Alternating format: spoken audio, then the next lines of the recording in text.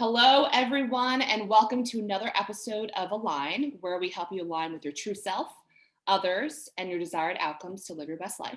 So today is a very, very special topic to me and our audience here today. We had really positive feedback on the confidence episode I did with my friend Alini for the women's edition. And today we're going to talk about confidence for the males, gentlemen's edition. And I have two very special guests with me today. I think the common theme of why I chose them is that it's oftentimes very hard for me to open up and talk about kind of these topics. And oftentimes I get met with resistance when I speak to men about confidence, body image, all that. And both Panos and Francis are super open and authentic with me about it. So I want to bring you both on board. You both also have your professional careers, yet you have done and are still involved in bodybuilding. So it was kind of the perfect match. So I want to first introduce both of you. Panos. Raise your hand. Panos and I had a beautiful relationship when I lived in London. Now we're really close friends. And we also have Francis, who we grew up together at Goldman. We were in the same analyst class and became literally best friends since. And both of them are in London. So you'll hear a little bit of an accent. That's where they're both from. So are you guys ready to dive in? Yeah, let's do it. All right. So I think the reason why I want to talk about this topic is that even pre-COVID, depression, anxiety in young males, not just young males, but like professional males are super high. And I also think that having lived in having lived in Europe and having lived in US, I just see a difference in the way young boys are grown up and raised. And that really does affect how they show up in the world, how they think about masculinity, and how, that affects their everyday life, especially their careers. And so I do want to start there. When you think about growing up in your family, I think families, your parents are your first teachers, right? What was masculinity for you? How was it defined? What was a man supposed to be like or not be like? So Panos, do you want to start? And talk about your Greek roots too, because that's a huge part of it.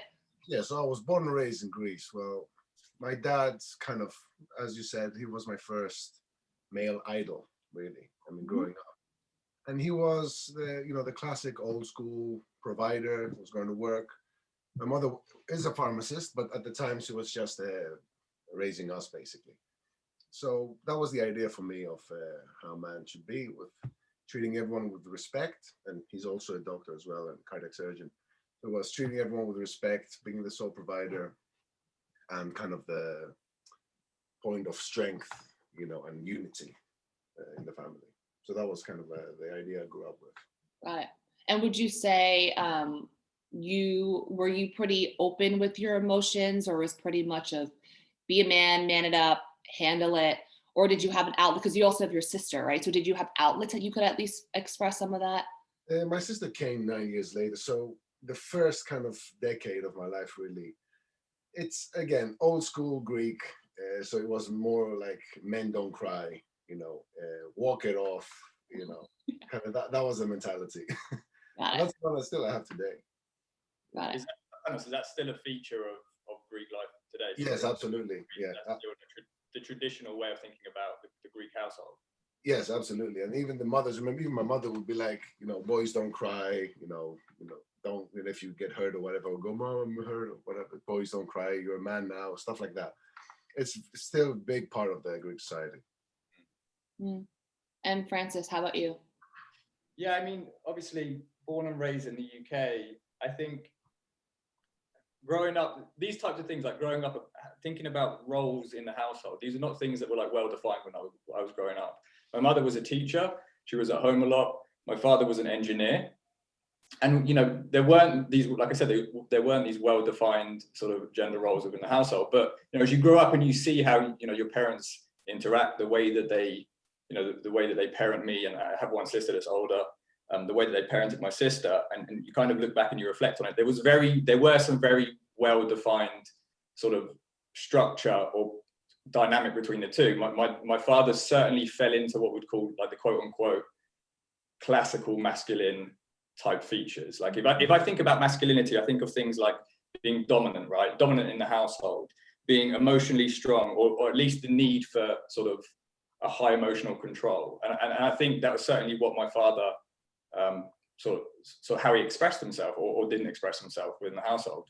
And, you know, as growing up, you kind of, even though you don't directly get told that this is the dynamic, you see it and you kind of conditioned by it. And I think, you know, I sort of took to the masculine role growing up, and sort of that was the way that it evolved. Got it. It's a commonly accepted kind of thing back home when we say the man is the head of the house, but the woman is the neck and turns the head whatever she wants, which is, we all accept it, and women, you know, accept it as well. And I think it's a great balance if we have the illusion of being in charge, when clearly we're not. Yeah. Fair. We're happy with the illusion. Sorry. Yeah, it certainly felt a good dynamic or a good environment to be in growing up. It certainly wasn't an issue growing up for me, particularly for me and my sister. It worked well in terms of the way that we were parented. But it's certainly, for me, it's something that I would think is traditional, you know, traditional in the UK, traditional British. Definitely. Yeah. And I would say also in the US as well, very, very similar, right? You know your roles. Dad is the call it the provider, the one who is more of the grounding force, right? And the mother is the one who's taking care of their kids and maybe can be more free to express a larger range of emotions, versus the man's supposed to be like the stability. So period on that. Yeah, I think the one difference I would highlight between, Panos, your description is for my mother, right? I certainly, as a kid, I would certainly wouldn't have, if I felt like I wanted to cry, right? I certainly wouldn't go to my father. I would go to my mother. And I think my mother would be quite honest, you know, she wouldn't have a problem with seeing me cry as a kid. And I think that's the one distinction that I would make based on the description you gave, Panos. Yeah. No, in our side is a bit like that. Yeah. I mean, you know, boys don't cry, you're a man now, kind of that thing. And they kind of group us in that way. Yeah. Was that something that was very explicit, or was it something that was kind of implicit and you just internalize it over time? No, I mean, it never caused any issues, or it didn't make me feel that I couldn't express myself. Okay. It kind of just solidified kind of a role of a man, kind of thing. But without having I didn't have any need to act in a certain way or anything like that. It's just men don't cry, kind of that thing. Which I don't know if I don't recognize any issues for me nowadays. I don't think it's called. I mean, I'm happy to express myself, my emotions and everything. So that hasn't left any dent or anything like that. I can be a testimony. I can attest to that. Very true. So let's. I feel like there's some stories in there somewhere. Sorry. I feel like there's some stories in there somewhere. So I mean, I was going to bring it up at the end, but I can bring it up now. Panos completely changed what I thought a healthy relationship should be. And I don't think before him, I never had such an open, honest relationship where we can talk about anything. And I think before that, it was very much like, there's the dating aspect, there's my friend bucket, and it was very separate.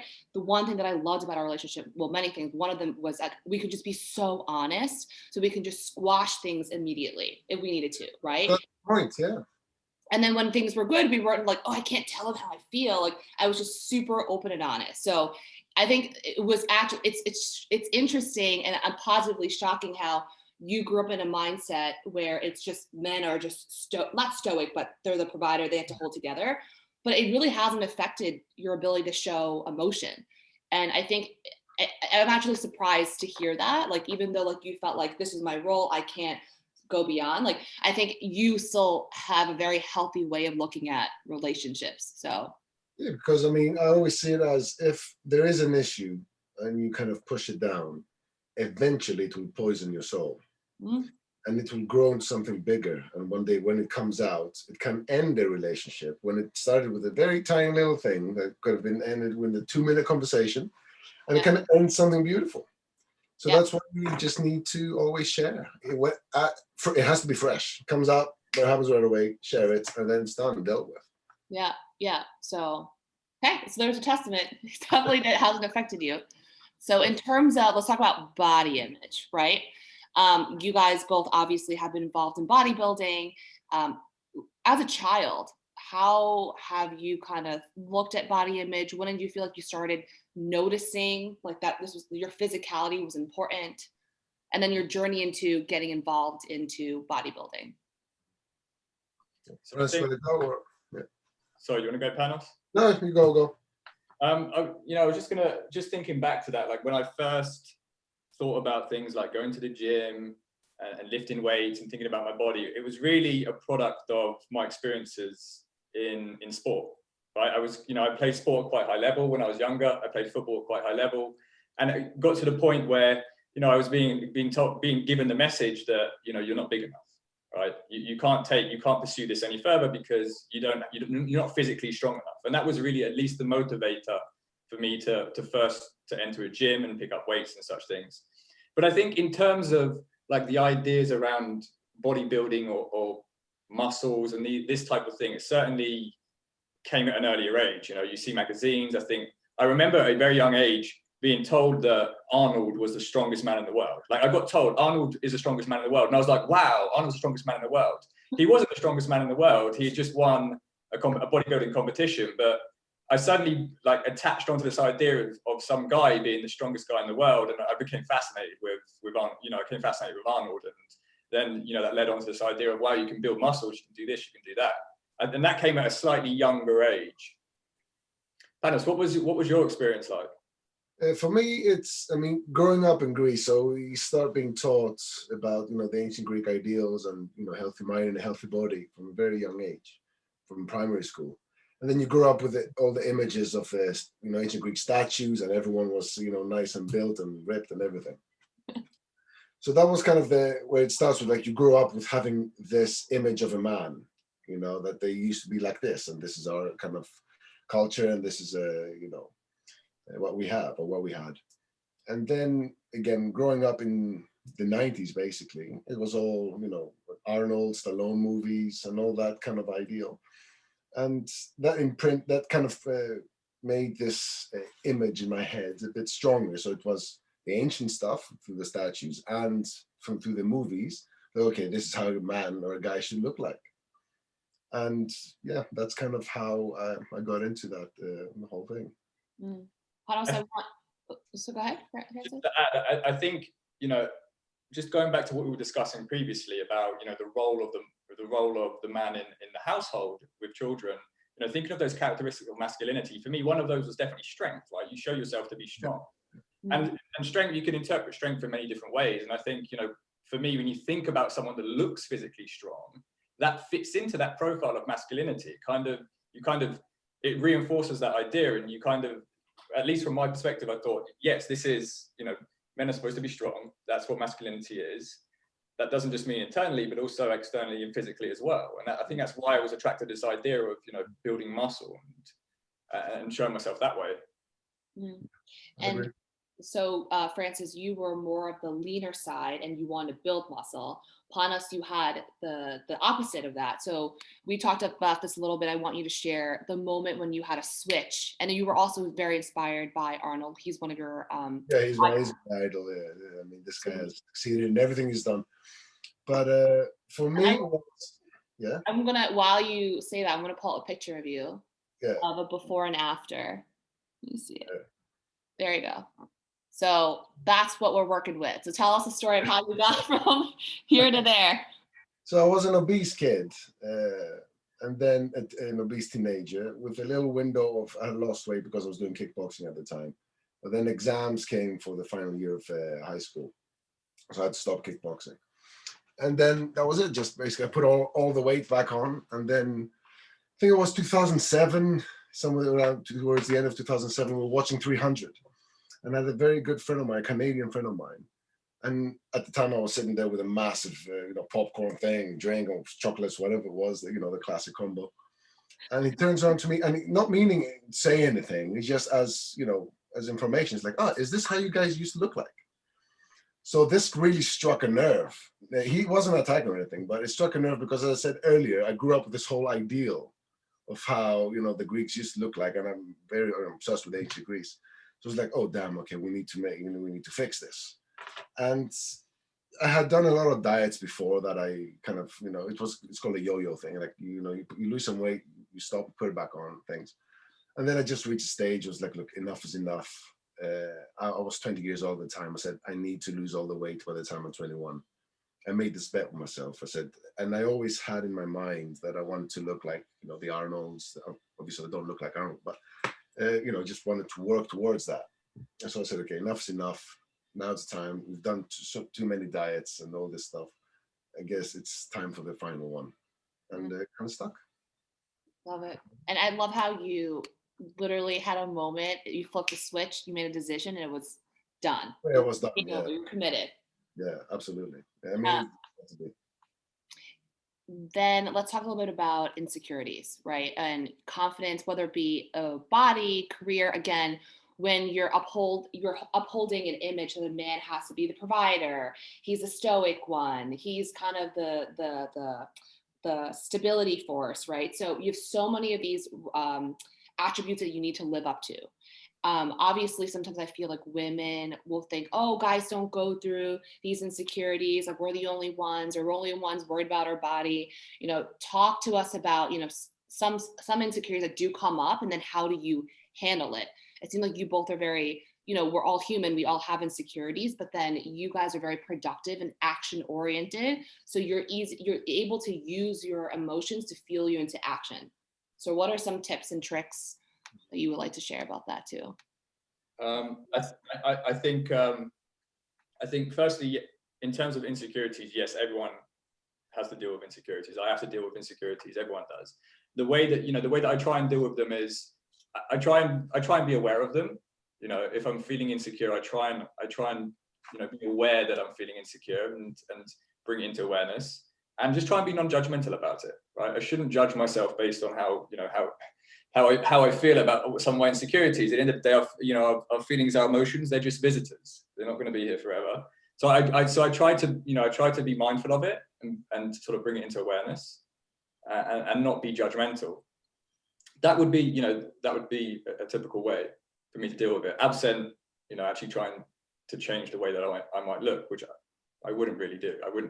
I would try not to. I would feel like I wouldn't want my insecurities now to be a motivator for that. Panos, how about you? When I try to look back, I think it was as an obese kid, and especially teenage. Some insecurities started bubbling up when you were a teenager, really, because before that, not really aware. Yeah. And it was the body image issue. So I was aware that I was overweight, and you see your friends playing with girls and stuff, and obviously I wasn't, for obvious reasons. And then it kind of links in with, it kind of starts affecting your studies as well. And my grades weren't doing that well, so you kind of end up having this issue with the weight and then the issue with the grades. So you kind of stuck in that thing. But what I created later on, especially when I was doing the diet, was there's things that you can change and the things that you cannot change in your life. You should not stress about the things that you cannot change. There's no point of crying about it, stressing about it, worrying about it. It won't change. Now, the things that you can change, work towards changing them, whatever that is. So for me, is as long as I'm working towards a goal, it kind of alleviates the stress. It helps with any type of insecurity. Let's say if someone's insecurities are based on their body weight. If you're eating, chocolates sitting on a couch, you're increasing this problem.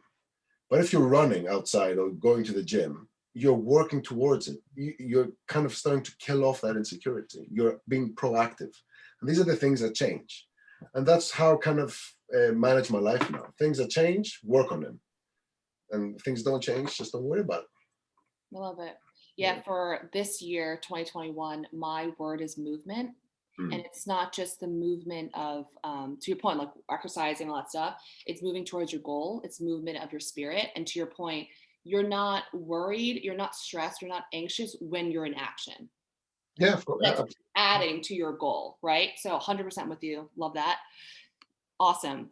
Biggest misconception about men, body image, bodybuilding. Francis, I do want you to share a picture of you competing. You can pull that up. So what is the biggest misconception about this world? There we go. And you were both in physique, right? You mean me and Panos? Yeah. Yeah, No, this was I've a never couple, competed. Yeah. couple of years ago. Yeah, and again, that.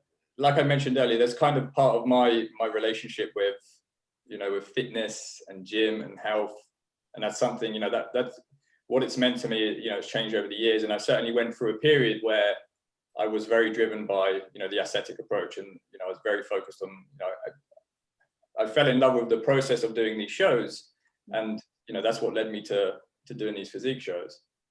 It's a discipline as well, isn't it? Sorry? It's a discipline that teaches you. Mm-hmm. It's certainly it's a discipline. It's a test. It's a test of will and strength. I mean, Jess, you know that I'm a scientist at heart. I'm a bit of a nerd. I love the scientific aspect that comes along with it. Adjusting the way that the way that you exercise in the gym, you're playing with your diet and seeing like the profound effects you can have on your body. That's an amazing thing for me. So those are all things that are big motivators, and I'm happy for them to be motivators for me to change myself in those ways. I would be a little bit less comfortable if those motivators were driven by insecurities. Certainly in that case, it is slightly different. Like the motivation is a little bit different.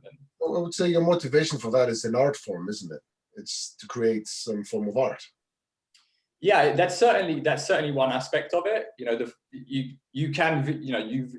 have a vision of how you think you want to look, particularly when it comes to a show, right?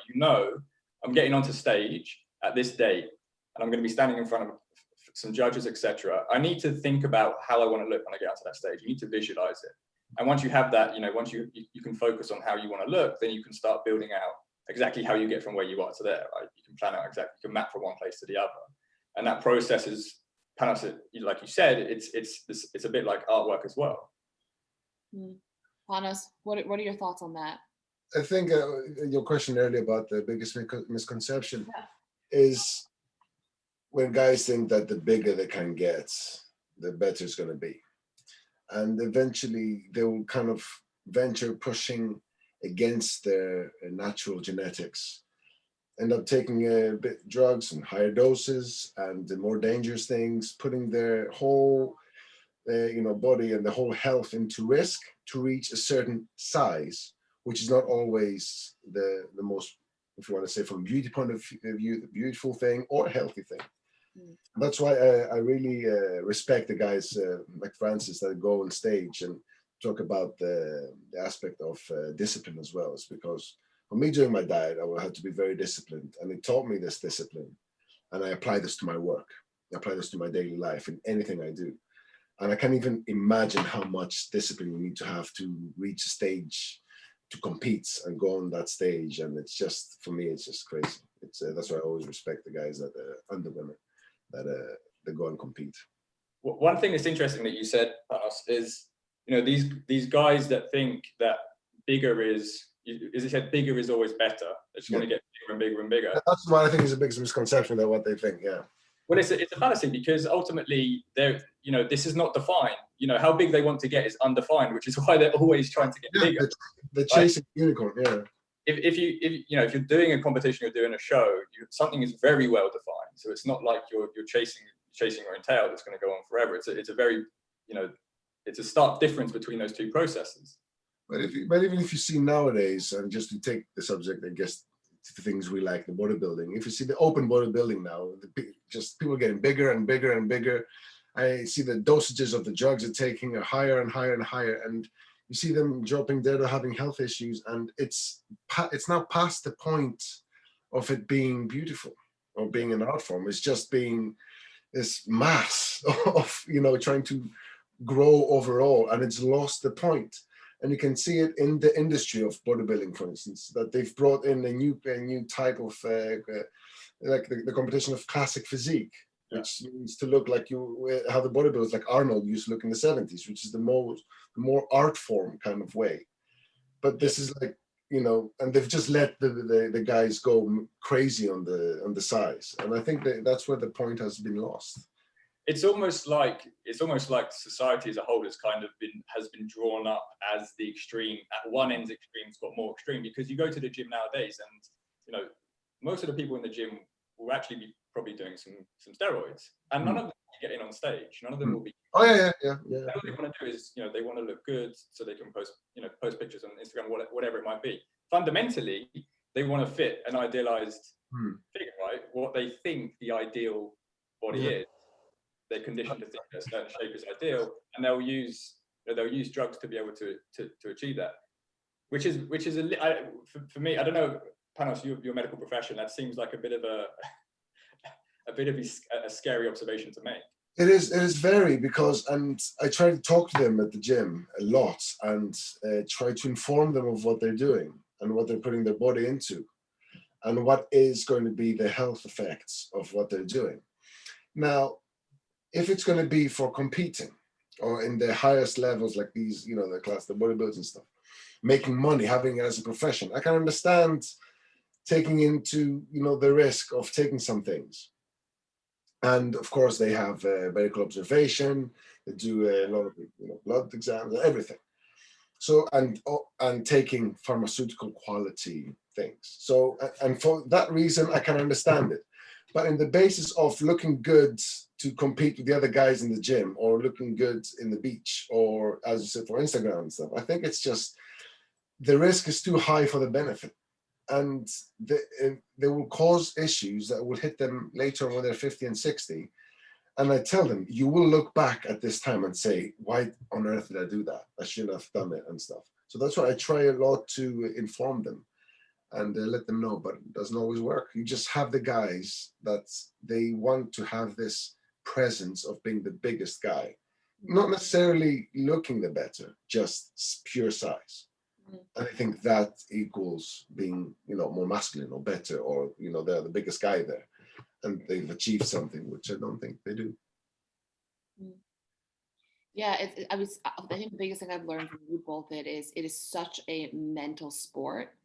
That's the biggest misconception that I've always wanted to break down, that like bodybuilding is not a physical sport. It's much more mental. It's a discipline, right? It's how do 24-hour sport. It's 24 hours a day. Right. It's not the 2 hours in the gym. It's what you do outside the gym as well. That's the other 22 hours. It's interesting. It's non-stop. It's 24 hours, and in many ways you have to shut your life down. Mm-hmm. It is all consuming. Like you get to the point, like particularly from my experience, if I'm prepping for a show, all I'm thinking about is, when's my next meal? Yeah. When am I next getting in the gym? When am I next resting? And that's all I want to control. I want to, like Panos you said, there's certain things that you can't control in your life. So get the hell out of my life if I can't control you. And that's like the negative impact of of trying to pursue those goals. You have to, there's a lot of sacrifice there. And because you're alone in it, in the end, you kind of alienate some people around you as well. I've never done shows, but I've met a lot of people that have, and it puts some tension in relationships sometimes. Mm-hmm. Absolutely. I remember, Francis, there were times when I was coming to London and you couldn't come out to dinner, and you didn't want to be around it because it was tempting, right?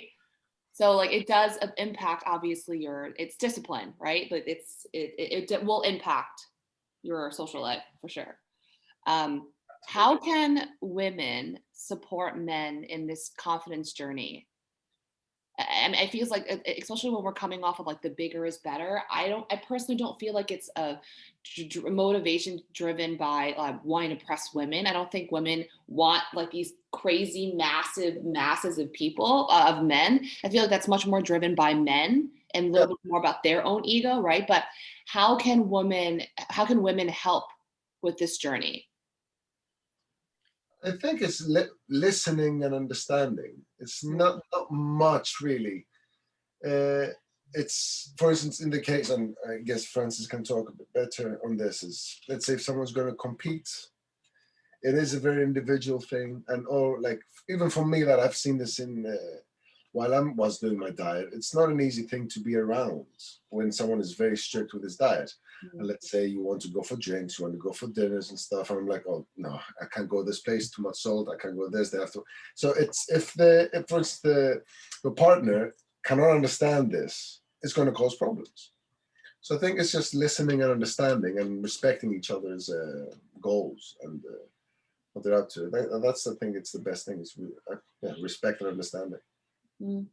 Francis? Yeah, I would certainly agree with you, Panos.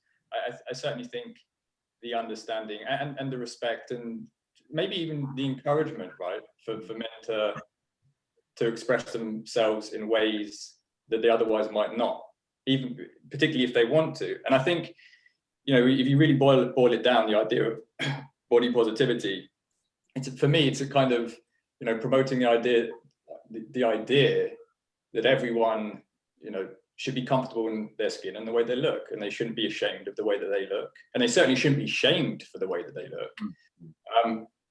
So, you know, promoting that comfort for people that might find themselves away from what society's ideal figure of a guy or a man might be, right? That for me is what not just women, but other men, everyone, to help other guys. Yeah, and we talked a little bit about this too. How can men better support each other in this confidence journey, not just from body image, but also career, right? Also just what it means to be a man. We talked about bantering and, you know, being able to banter versus like checking in on your guy friends when you feel something's dire. So Panos, you wanna talk about that? I mean, I think guys are, if you have very close friends for years and you know each other, I think what I can tell from my friends, they can tell pretty quick if there's something serious going on. And I can do the same for them as well, without them having to come out and completely be open. Which, guys, as we know, it's not the easiest thing to open up, and especially between guys. But the group of friends I have, the close male group of friends I have, we are very good with, yes, there's going to be lots of banter, there's going to be lots of grilling, but there is, you know, sometimes I would say something and then, yeah, you would get an individual message. Yeah, by the way, are you okay? Or what's up with this? You know, or it will go in the group chat as well. So yes, guys are a bit more difficult to open up, but I think the closer the guy friends are, you can always tell if something's serious going on and you address it. That's from my experience. Yeah. One thing that I just want to tack on to that you said, Jess, and you said what it means to be a man, right? And I think that's an interesting sort of thing to look at, because I think what we need to do is realize that the answer to that question is something that's not objective, right? It's something that is subjective. It's not an objective truth, it's a subjective truth. And we should all realize that we all get to define what a man is ourselves. Like how I want to define a man may be different to the way that Panos wants to define a man, but that's perfectly fine. You should be able to have the freedom to define that in any way you want. And you can live your life congruently to those things, or you can choose not to. It's just part of having those freedoms. I think that's probably, from my perspective, I think that's a kind of key and critical. That the idea that sometimes, you know, we take a lot of these observations around us as objective truths, when really they are very subjective truths. And once we internalize them, we really believe them, and they start to dictate and control how we actually express ourselves and how we live our life. Yeah, Francis, talk a little bit more about you have a really good way of thinking about authenticity and how that's also part of every man can kind of redefine what masculinity is for them by being authentic. So do you want to talk a little bit about that? Yeah, I mean, I think authenticity for me kind of loops back into like my philosophy on life, really, and the way that I want to define my life, you know. And obviously growing up, when I was younger, you know, you have these social norms and you have the narrative that this is what you do in your life. And I never really kind of questioned them. I never really questioned those assumptions. And it wasn't until I got older and older and experienced more things that I realized that, well, actually a lot of these things that I felt were predefined are actually things that I can define myself. And, you know, I can pick out my value. And I think authenticity is something that's important when defining those things, right? You need to decide as you go through life, what things do I want to assign value to? What are my own personal intrinsic values? What are the things that I feel morally strong about? And authenticity is about being aligned with them, being congruent with them, thoughts, words, actions aligned. So that's kind of my take on authenticity, and like the way that it links back into, I guess, masculinity is you want to have that, you want to be aligned with what's really something that's, I might coin as spiritual, but really I mean just intrinsic, and you know, the essence of who you are. You want that to be expressed through this idea of your identity, which might be something masculine related. You know, maybe you want to take aspects of the traditional masculinity, maybe not. That's fine. But I think that's for me, that's important in terms of, you know, a broader message of, you know, being grounded in your life, being less affected by the world around you in negative ways, being confident. Love that. Well, I do. Panos, any other last thoughts on that? No, but just to show confidence is very important, and as Francis mentioned, and it also inspires kind of safety to your partner. So you want your partner you want to be confident to inspire safety, and I think that these two things are linked. Because if you're not confident in your own skin, and if you're not confident in what you're doing, then in the long run, there's going to be problems. So as long as you know what you like, you know what you want to do, and what is right, and you go for it, and that will be expressed in your confidence, and then you can provide safety for family. Well, perfect. Wow, that was a perfect segue. Did you steal are you reading my line? Well, I want to say thank you guys both to discussing this topic for me. I mean, to me, you guys are epitome of a confident man. I think Francis, like when we were growing up together, growing up through our analyst class together, I was just so happy that I had someone who like could really open up to, and we could have that banter, but then we can also talk about real life. And you've been through some very dark moments and important chapters of my life. So I appreciate you so much. And I have nothing but so much love and respect for you. And Panos, to your point about safety, like you completely changed what I thought a healthy, productive relationship should be. And I think what really worked was that like I felt very safe with you. And I felt safe because you were so open and honest about how you felt about things and what you wanted in life. And I will always thank you for checking me. There are times when I would complain about things for my work and you would always say, really, Jess? Like, is it really that bad? And you would compare like the things that you go through. So I think I've learned like the hustle and determination from you, which is something that like I think is so important to building your confidence. That, to your point, don't focus on things that you can't change, but focus on the things that you can, and movement. So I'm super grateful for that as well. I want to thank you both. But the last question is, what is your unique gift that you can share with the world? So Francis, you want to start? Compassion. Passion. Love it. You have a ton of passion. Yep. No. Compassion. Oh, okay. I was going to say, you have a lot of passion too. Okay. Compassion. Yeah. Your gift of compassion. Absolutely. I love it. You have that too? And then how about you, Panos? I think for me is like pure logic. Like I can think and help people with the logical aspect of things. Yes. You know, sometimes you need kind of the third person looking in. So I can provide this for, like I do this for myself when things get a bit too overwhelming. I just try to filter out all the emotion and everything, and just able to look at things with pure logic and just classify them. I think that's I'm very good at that and helping people with that. I think that's an amazing skill set to have, Panos. Just the ability to kind of take a step back and kind of you just I think how things on the chaos around. I think it's from my profession helps a lot with that.